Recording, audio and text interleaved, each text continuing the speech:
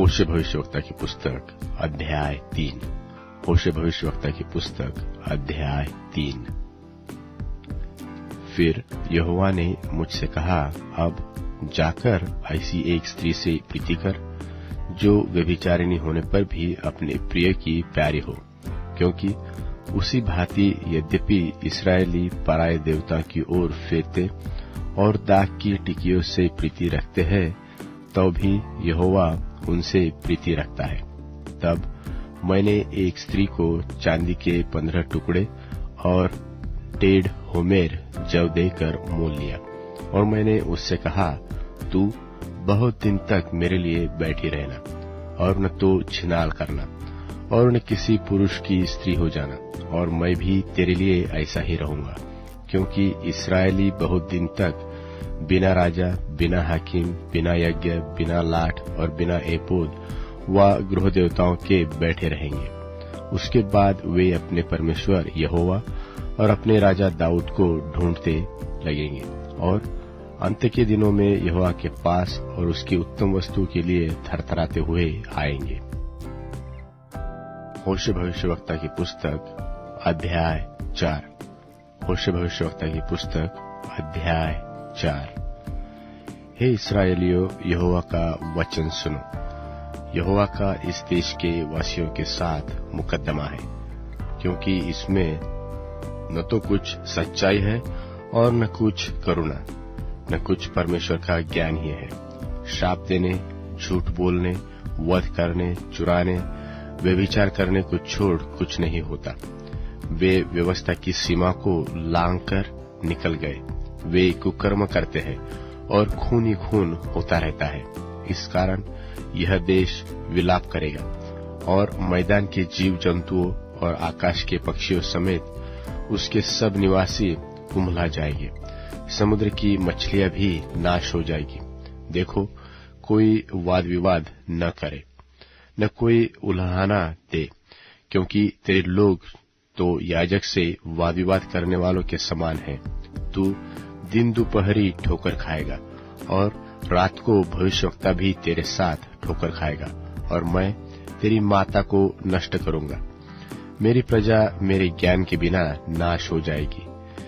तूने जो मेरे ज्ञान को तुच्छ जाना है, इसलिए मैं तुझे अपना याजक रखने के अयोग्य ठहराऊंगा, और तूने जो अपने परमेश्वर की व्यवस्था को तज दिया है, इसलिए मैं भी तेरे लड़के बालों को छोड़ दूंगा।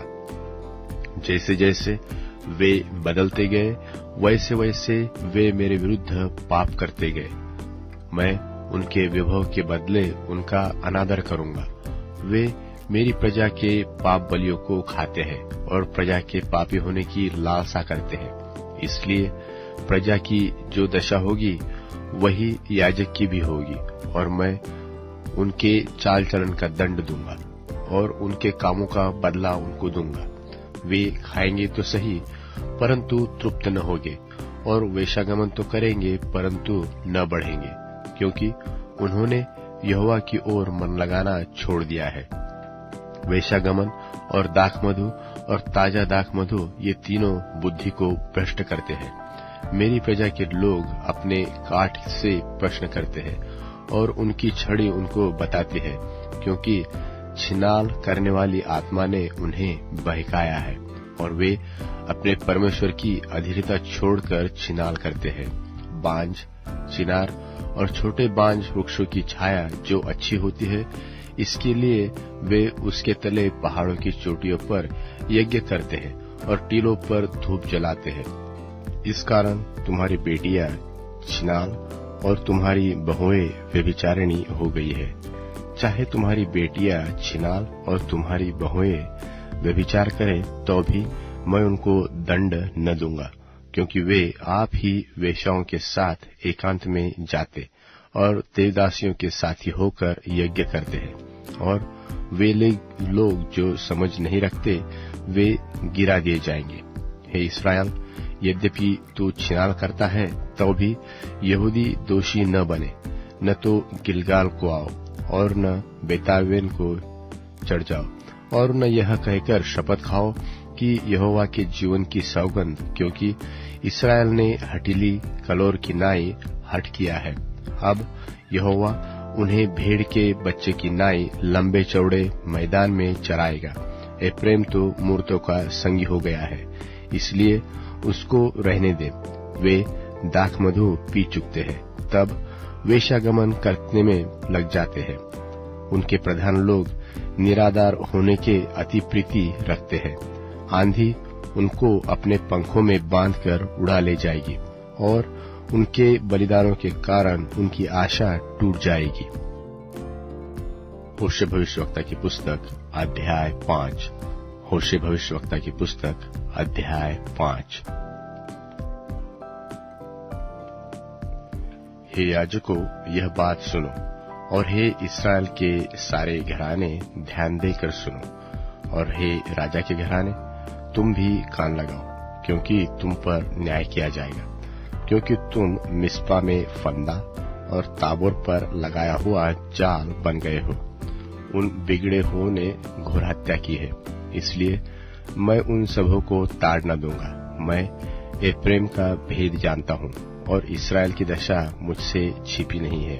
हे एप्रैम, तूने छिनाल किया और इस्राएल अशुद्ध हुआ। उनके काम उन्हें अपने परमेश्वर की ओर फिरने नहीं देते, क्योंकि छिनाल करने वाली आत्मा उनमें रहती है और यहोवा का ज्ञान उनमें नहीं है, और इस्राएल का गर्व उसके सामने ही साक्षी देता है। और इस्राएल और एप्रैम अपने अधर्म के कारण ठोकर खाएंगे, और यहूदा भी उनके संग ठोकर खाएगा। वे अपनी भेड़ बकरियां और गाय बैल लेकर यहोवा को ढूंढने चलेंगे, परंतु वह उनको न मिलेगा, क्योंकि वह उनके पास से अंतर्धान हो जाएगा। वे जो व्यभिचार के लड़के जने हैं, इसमें उन्होंने यहोवा का विश्वासघात किया है। इस कारण अब चांद उनके और उनके भागों के नाश का कारण होगा।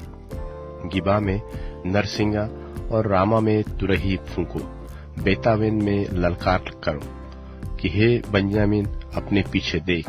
एप्रैम न्याय के दिन में उजाड़ हो जाएगा। जिस बात का होना नियुक्त किया गया है, उसी का संदेश मैंने इस्राएल के सब गोत्रों को दिया है। यहूदा के हाकिम उनके समान हुए हैं, जो सिवाना बढ़ा लेते हैं। मैं उन पर अपनी जलजलाहट जल की नाई उंडेलूंगा। एप्रैम पर अंधेर किया गया है, और वह मुकदमा हार गया है, क्योंकि वह उस आज्ञा के अनुसार जी लगाकर चला। इसलिए मैं एप्रैम के लिए कीड़े और यहूदा के घराने के लिए सड़ाहट के समान हूँगा। जब एप्रैम ने अपना रोग, यहूदा ने अपना घाव देखा, तब एप्रैम अश्शूर के पास गया और यारेब राजा से कहला भेजा, परंतु वह न तुमको चंगा कर सकता है और न तुम्हारा घाव अच्छा कर सकता है। मैं एप्रैम के लिए सिंह और यहूदा के घराने के लिए जवान सिंह बनूंगा। मैं आप ही उन्हें फाड़ कर ले जाऊंगा, और जब मैं उठा ले जाऊंगा, तब मेरे पंजे से कोई छुड़ा न सकेगा। जब तक वे अपने को अपराधी मानकर मेरे दर्शन के खोजी न होंगे, तब तक मैं जाकर अपने स्थान को लौटूंगा। जब वे संकट में पड़ेंगे, तब जी लगाकर मुझे ढूंढने लगेंगे।